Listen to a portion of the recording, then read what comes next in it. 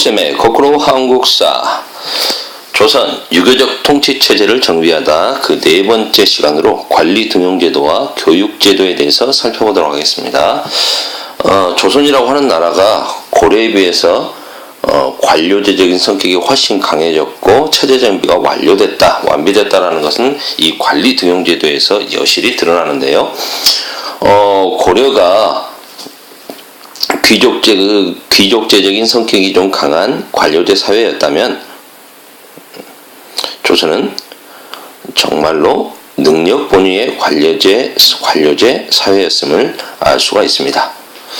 관리 등용제도는 크게 네 가지가 있었는데요. 크게는 한 세 가지, 정확하게 말하면 네 가지가 있었는데, 과거 시험, 과거 제도가 있었고, 자기의 실력으로 가는 거죠. 능력으로 선발되는 거. 그 다음 음서가 있었습니다. 선생님, 음서라는 것은 고려에도 있었잖아요. 고려의 귀족제적인 성격을 보여주는 거 아닙니까? 이게 조선에도 있다면 조선이 관료제 사회라고 할 수 없는 거 아닌가요? 네, 좋은 지적입니다. 하지만 조선의 음서제도, 문음이라고 불렸던 조선의 음서제도와 고려의 음서제도는 굉장히 차이가 있습니다. 자신의 아버지가 고위직 관료여서 아버지의 힘으로 시험 자신 능력이 아니라 출신에 따라서 관직에 나아갈 수 있었던 음서제도는 고려에 비해서 그 범위가 굉장히 축소가 됩니다. 고려가 5품 이상이었다면 조선은 2품 이상이고, 고려가 고위직 관료로 올라가는데 아무런 차별이 없었다면 음서로 관직에 나가는 조선의 관리는 높은 관직에 오를 수 없었습니다. 그래서 다시 높은 관직에 오르려면은 대과, 과거 시험을 다시 봐야 되는 그런 모습이 있었죠. 2품 이상. 고위 관료의 자제로서 시험 거치지 않고 무시험으로 관직에 등용한다. 하지만 고위직으로 올라갈 수는 없었습니다. 그 다음에 천거제도가 있었습니다. 추천제죠. 덕망 있는 사람들. 이 추천제는 사실상 조선에서 이미 과거 등으로 관직에 한번 올랐다가 이제 그만두고 내려간 사람을 다시 재활용하기 위한 제도로 주로 쓰였고요. 전혀 그 전까지 관직에 나아간 적이 없었던 사람들을 쓰는 경우는 좀 많지는 않았다고 합니다. 그런 경우에도 그냥 무조건 추천만으로 나온다는 게 아니라 그런 사람들을 추천해서 그들끼리 간단하게 시험을 보게 하기도 했습니다. 대표적인 게 조광조의 중종 때 개혁가 조광조가 실시했던 혈량과가 일종의 추천제였다고 하고요.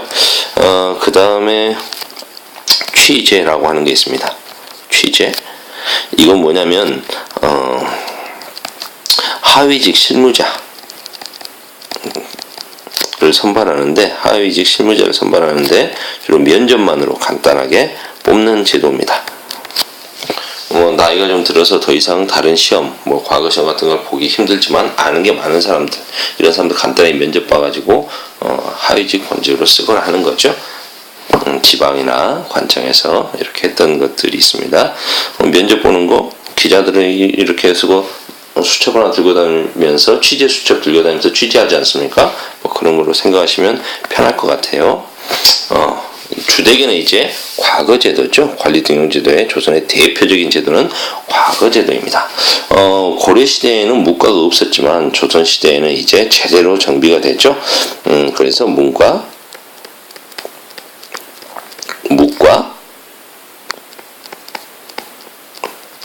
잡과 확실하게 정비가 됩니다. 과거는 양인 이상이면 누구나 다 볼 수가 있었습니다.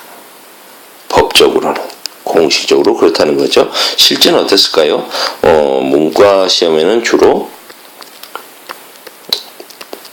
양반 자제들이, 문과 시험에는 주로 평민인 상민들이나 중인인 향리 자제들이 많이 시험 봤고요. 잡과는 기술관을 뽑는 거지 않습니까? 기술관을 뽑는 거고, 아시겠지만 문과는 무관 뽑는 거고, 문과는 문관 뽑는 거죠. 그래서 양반이라고 하는 것은 문무 양반을 이야기하는 거니까요. 주로 이렇다는 거지, 문과의 상민과 향리의 자제들이 주로 시험 봤다는 거지 양반의 자제가 시험 못 봤다는 건 아닙니다. 이순신 같은 분은 양반이지만 무과 시험에 급제를 하지 않습니까?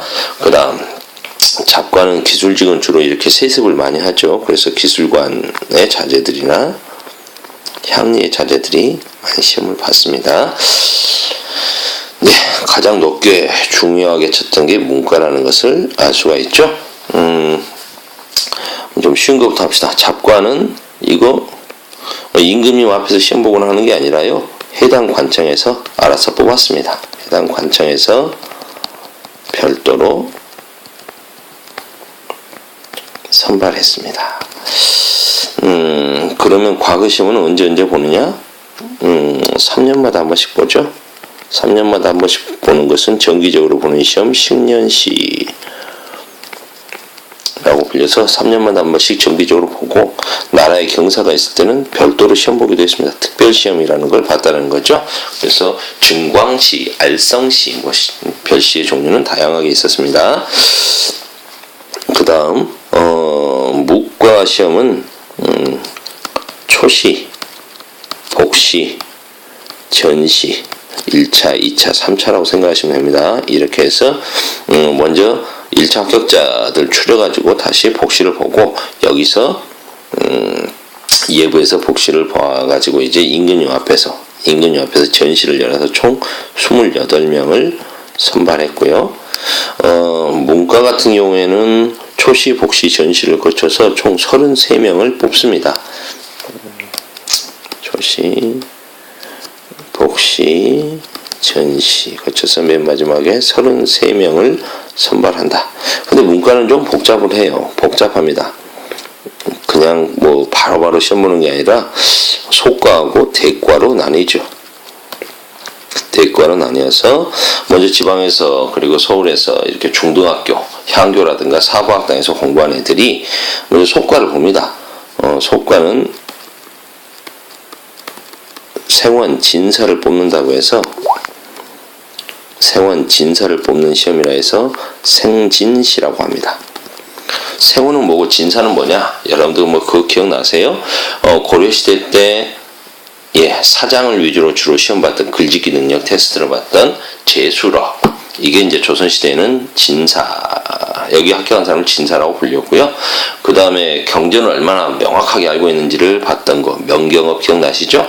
이 명경업을 통해서 합격한 사람을 생원이라고 불렀습니다. 그래서 생원과 진사를 뽑는 시험 생진시, 이것도 초시와 복시로 진행이 됩니다. 그래서 여기에 합격한 애들이 이제 성균관에 입학을 하는 거죠. 그러면 이 성균관에 입학한 학생들이 이제 대과라고 불려지는 문과에 응시를 하는 겁니다.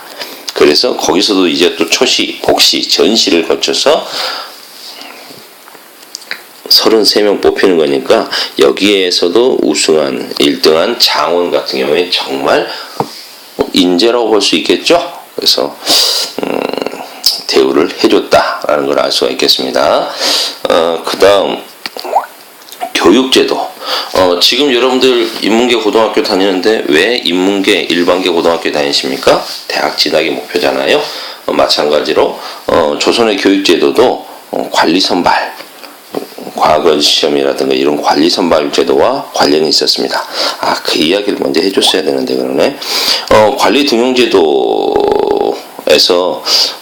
과거 시험에 문제가 있었던 거 기억나요? 고려 시대에 왕권 강화를 위해서 만든 이 과거 제도였는데, 목표는 왕권 강화였는데 신하들이 좌주문생의 전통, 그런 제도, 그런 습관 때문에, 그런 관습 때문에 오히려 자기들끼리 파당을 만들고 세력을 키워서 왕권을 제약하는 문제점이 있었죠.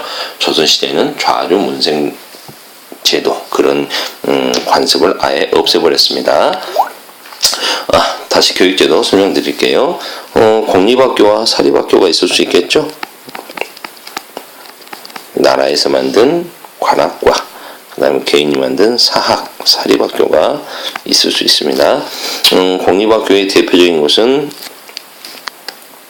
서울에서는 사부학당, 그리고 요즘에 대학은, 여기는 이제 중고등학교라고 할 수 있다면 이제 대학에 해당되는 성균관, 고등교육기관이죠. 지방에서는 향교, 가 있습니다.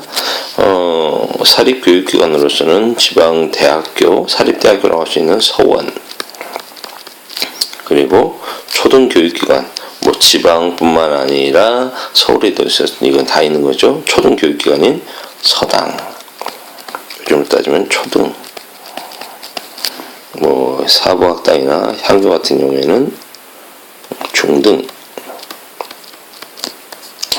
대학교, 고등교육기관이라고 볼 수가 있겠죠. 근데 이제 설립한 주체가 누구냐에 따라서 공립과 사립으로 나눠지는 거죠. 그 다음에 그러면은 기술교육, 여기서는 주로 이제 공립, 사립 무관하게 이건 다 과거 시험과 관련돼 있어서 문과 시험을 준비했던 거였다면, 그럼 기술관은요?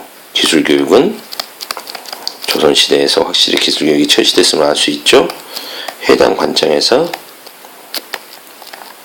교육을 했습니다. 외국어, 통역사 키우는 거죠. 의학, 법학, 이런 것들이 이제 기술학으로 분류돼서 해당 관점에서 교육을 했습니다. 오늘은 여기까지.